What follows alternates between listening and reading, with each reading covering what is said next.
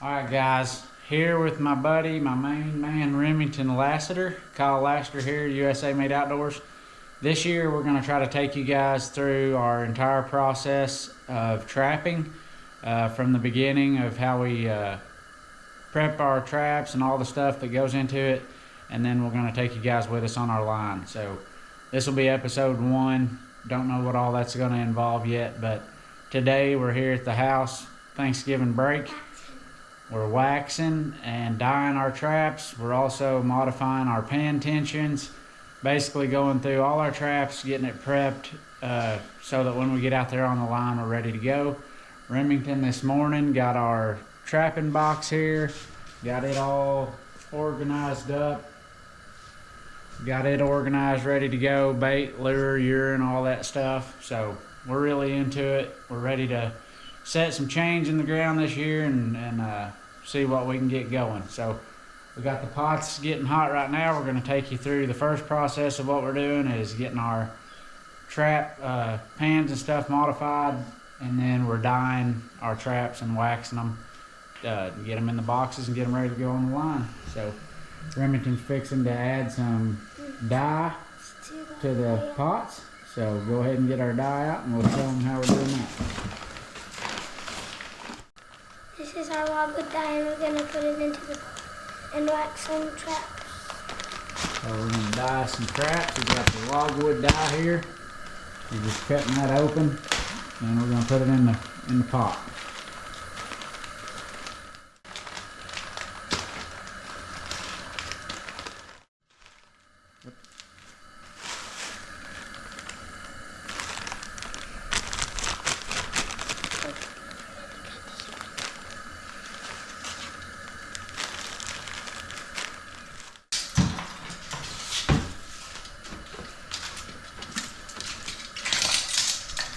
Don't touch that water because it's hot. There you go. Just putting them down in our water, and we'll add our dye to it.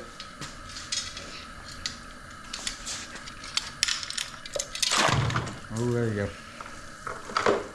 Alright. These are the traps that we've already got these modified here. And then we've got a pile of them right out there that we still got to mess with the pans, and we'll show you guys that. So anyone that's ever messed with trapping equipment knows that it's hard to be organized. We've got an absolute mess going on in here, but anyhow, we're getting it done anyways, ain't we, buddy? Yep. We'll get it all organized once we start getting it finished.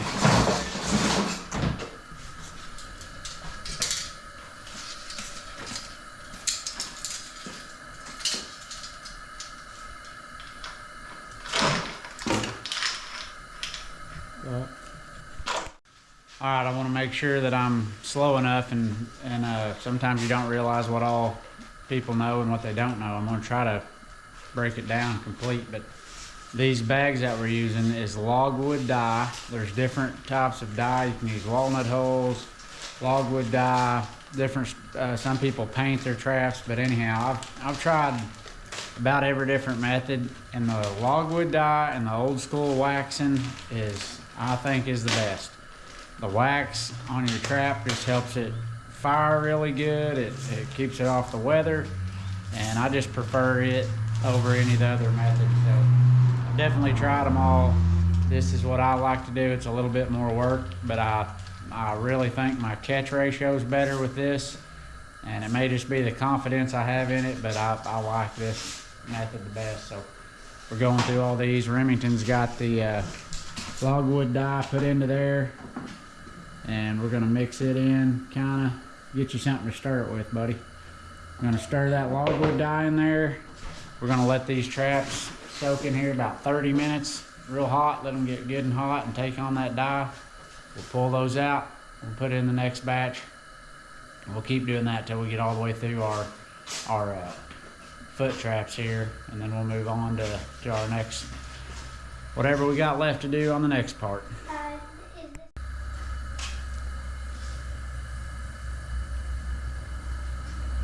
Mix this other one in.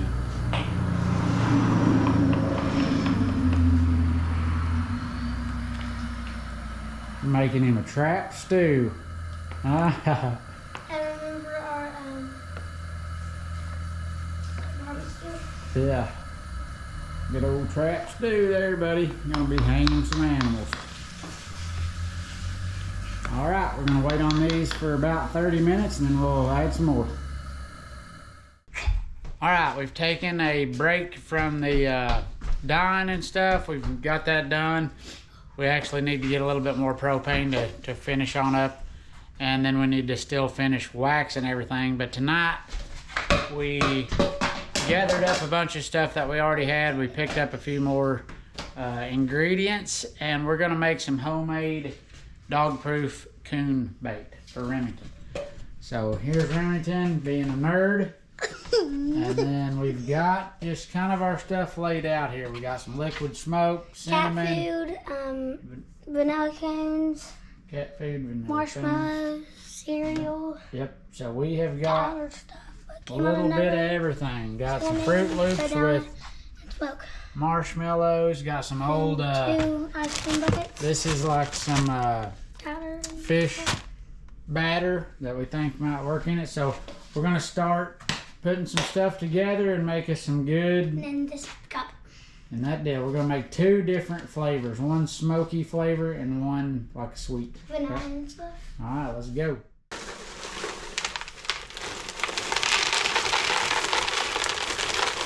Alright. A little more. Yeah, put half in the other one. Whatever you think. Split her up, we're making 2 batches.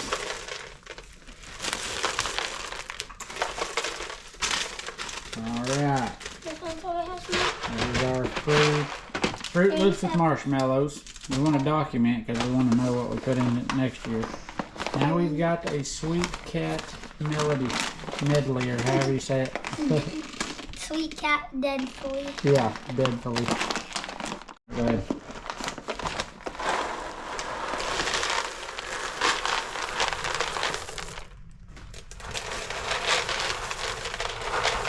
Yeah, I just use it up. Make a big old batch. We'll make a big batch. Think that's enough? Go ahead, use it. You might as well use it. There you go. Alright. There we go. You got those in. Crunched up sugar cones. I can smell the scent. Oh yeah. Got another one. Put in that other one. What? I said put it in the other one. Crunch it up real good. Show us what you got. Sugar ice cream cones for coons. They're gonna love it. For some ice cream in there. Yeah, here you go. Smack. Crunching them bad boys up. The smoky. Whichever one. So I They're the just same put it right there. now. What? Yeah, just pour the whole thing in one of them and we'll try it. Okay. This is fish batter, like Louisiana fish fry batter. So we're just gonna mix that on in there with it. They'll probably like it or not. Remington's gonna pour it all over my counter. Oh my gosh. This is the messiest boy in the planet. He is the messiest boy There's on like earth. 50 noodles on the floor. Yeah, right. Alright, here we go. Mixing it all up. Get it all mixed together. Get it all mixed in. We're gonna have one kind of smoky style and one kind of sweet style. And then we're just gonna test them out and see if they work. I know they'll work, but maybe one we like more than the Oh, other. tomorrow we have beaver traps. We have to check. We actually And some went and coons. set some beaver traps And for the coons. first time today to set a pond, so we might have a little bonus footage tomorrow, huh? And some coon doctors Yep. with them. Okay, here we go. Here we go. We're gonna do the little bit of smoke. He'll probably put too much, is my guess. I just ease you some and just kind of get all around it. All around it, not too much. Whoa! Not too much. You'll mess it up. Okay, that's probably enough. Alright, maybe a little more just around the edge. Alright, that's good. Alright, we're gonna mix that in. Mama. Okay, now he's doing the sweet one. He's putting a little vanilla just all around it. Don't take that much. Just kind of go around it where it all gets coated a little bit. Okay, that's probably good. Show us what you got. Liquid vanilla flavor. Imitation liquid vanilla. All right, now he's gonna put cinnamon. A bit of cinnamon. And we just had some of that here at the house, so you're gonna sprinkle her down with cinnamon real good. I'll just shake a big bunch of that on there. Oh man. I mean, this deal is here, like if we just want to eat, if we're hungry on the trap line, we can just eat cat food. I mean, I'd put a bunch of that on there. Cat food might be a bother to me. That ain't gonna bother a thing. I wish we made it edible. Yeah. So in the middle of that's probably enough. In the middle of the shrouding. All right, there we go. Okay, we actually found something else. A little bit of zero sugar, brown sugar. We don't want our coons getting fat. So just take you out a glob of it and put it in there. We're just gonna eat that. Oh, he's gonna eat it first. Oh my gosh. When you were a kid, did you ever do that? I guess so. Maybe. All right, just put you get you a handful and put in there. Don't take that much. Put her in there. Okay, that's enough. Good gravy. We're gonna have $100 in $5 worth of coons. Alright. Alright. We got his vanilla one here. We got him a new bucket. We're gonna add it in here, and I'm probably gonna make a bigger mess than around. Just likely. Oh. Look at that. Pouring all that in there. Is a good batch. That actually smells very good. If it wasn't cat food, I'd eat it. You're not videoing very good. No, not meant to Alright, we're going to put us a label on there and then use this for his coon bait. Let's go. There. Alright, he's putting our sticker on there. I'm Smoky Bandit.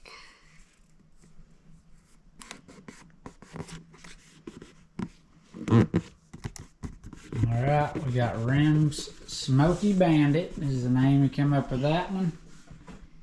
And Rims Sweet Revenge. We got one of them bottled up here. We got to get some more bottles. So that's literally how long it takes to make a little bit of homemade coon bait. We're going to try it out. We haven't ever tried that, but I've tried cat food, marshmallows, all that. It all seems to work, so this ought to work even better. And then we've got some raccoon lure to go with it. So anyways, just working on different things to get ready for the trap line.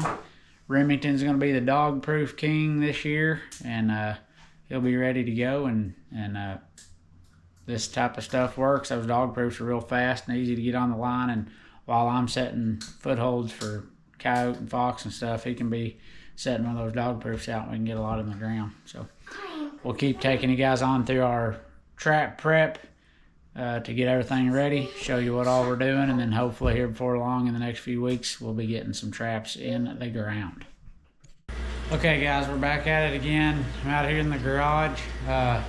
It is literally organized chaos in here. Got stuff everywhere. Got wax going, waxing traps and drags today. Got the wax dirt going in a concrete mixer out there, making some drags. So just getting a lot of stuff done today to get ready. I'm actually going to set traps tomorrow, so I'll try to take you guys through some of my traps and the way I got my equipment set up, but for now it's I don't have time to mess with all of it. So I will show you kind of what my setup is here. Got some wax going there. Here's all my big giant pile of traps that I gotta wax, and then I've got my drags here. All of those have to be waxed. Here is my bucket of wax, flake wax, and then I've got my fish scale that I weigh it out in.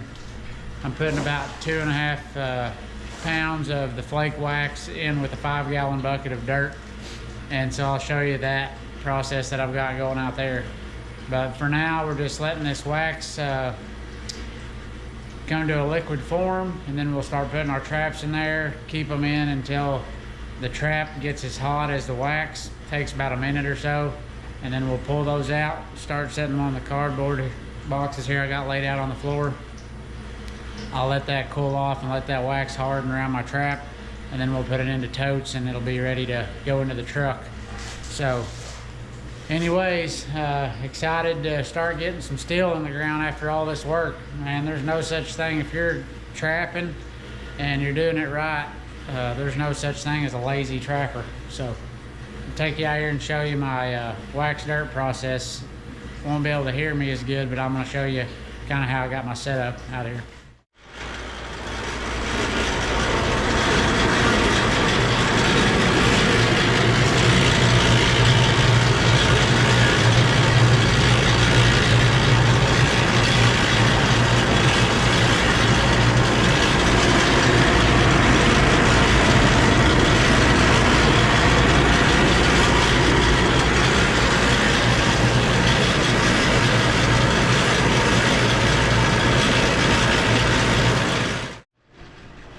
The wax dirt here. I've got my concrete mixer going, and I'll let that go till it starts being powder coming out of there. I'll stick those glasses in there to see if there's any moisture still coming out of that mixer. If there's still moisture coming out, I'll keep going till it gets dry, and then I'll throw my flake wax in there, turn the torch off, and I'll let that just keep rolling until it cools down, and that keeps it broke up. I'll put it out into 5-gallon buckets. I've got these 15-gallon barrels that I'm putting it in to go in the back of the truck, and then I pull out of that from whenever I'm setting my line. So I'll show you what this looks like whenever you get it done. Here's some wax dirt, powder dry, but if that's wax. Okay, I'm going to show you this wax dirt and how this works and why it's so important to have this on a line whenever you're, especially if you're running a week or so. It's going to be raining, freezing, you don't know what the conditions are going to be, but look at this wax here. There's the dirt. I'm going to pour water on it. You can see it just runs off. Absolutely runs off. Perfect. Bone dry. Bone dry dirt, even when it rains on it. You can't beat it. Set out your line, and you don't have to worry about the moisture. It might mess you up for one night if it just absolutely stands on it, but it'll dry right back off the top, and you're going all the time. So whenever you're running a line at work and you don't have time to reset all your traps during the week, I don't know how many times I've went out and set a full 2-day line and then have it be screwed up by rain and the bad conditions. So this right here, even though it's a little bit of an investment, it is well worth it to keep your line going every day and know that you still got your traps going. Well worth it.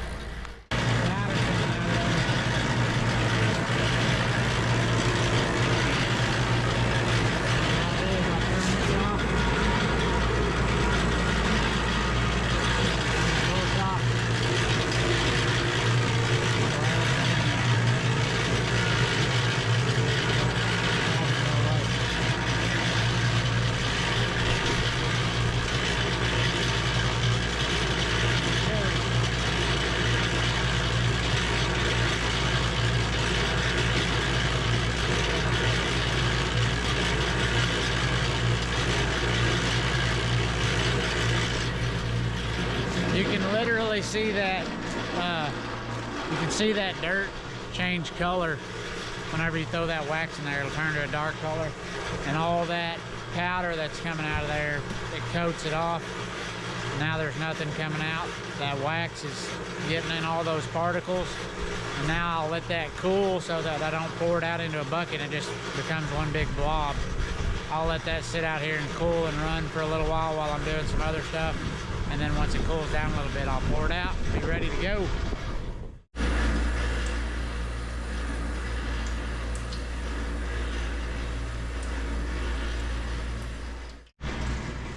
Alright, when you're waxing your traps, you put your traps into the wax, and initially they'll have a little bit of the wax will kind of harden on there. It'll be kind of white, and then as the trap gets the same temperature as the wax, it'll go over to where it's just super clear. You'll see it's just a coat. It just looks like water running off of it.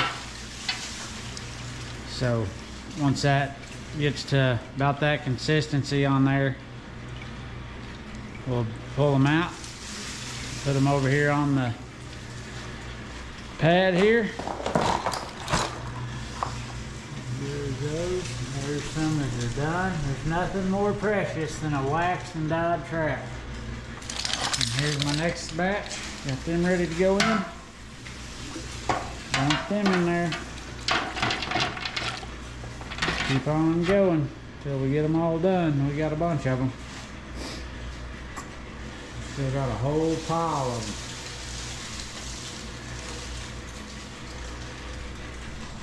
This is the hard part, but it's kind of why it's so rewarding whenever you do get out there and start trapping, catching stuff. But at least it is coming to an end. Like, this is the part where once I pull them out here, they're finally, I went through, checked the pan tension, all that, checked everything, and now they're fixing to go in the box and be ready to set in the ground. I'm ready for that part. Something else that's important to point out on doing this wax is you can turn that heat up too high, and the wax actually has a flash point, and it will catch on fire. So you got to be very careful when you're doing that.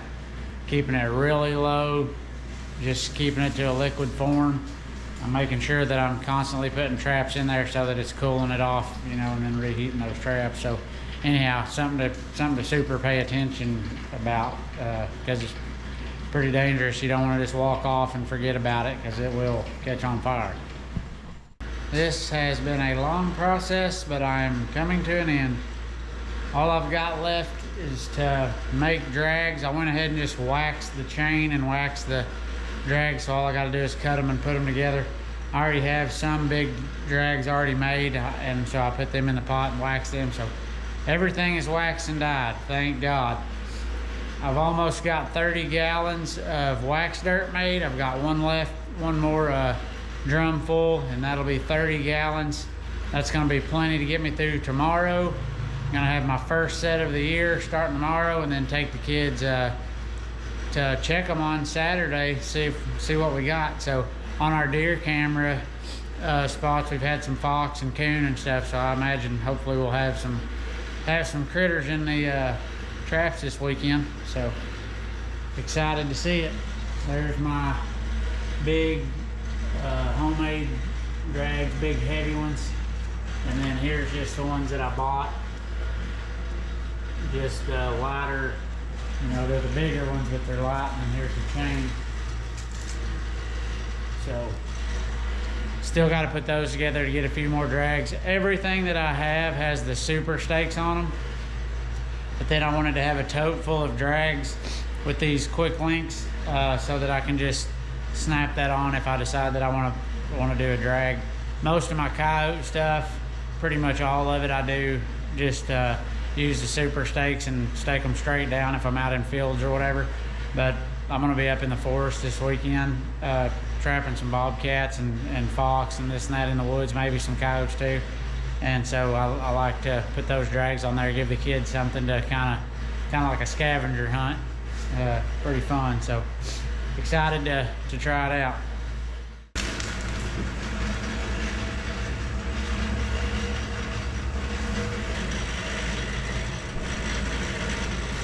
Here in the garage, finishing up the stuff on my trapping prep, but there's a lot more to it than what I've shown in this first video, and throughout the year as we go back through and I get time, I'll go by step on what we've done. But this is gonna wrap up episode 1, basically just trapping prep, showing you kind of a little bit of an idea on what it takes to get started on a line. The next episode will be traps in the ground. We'll be going out to check a line, and hopefully we have some critters, take the kids along. So thanks for sticking with us this long. We'll see you on the next video.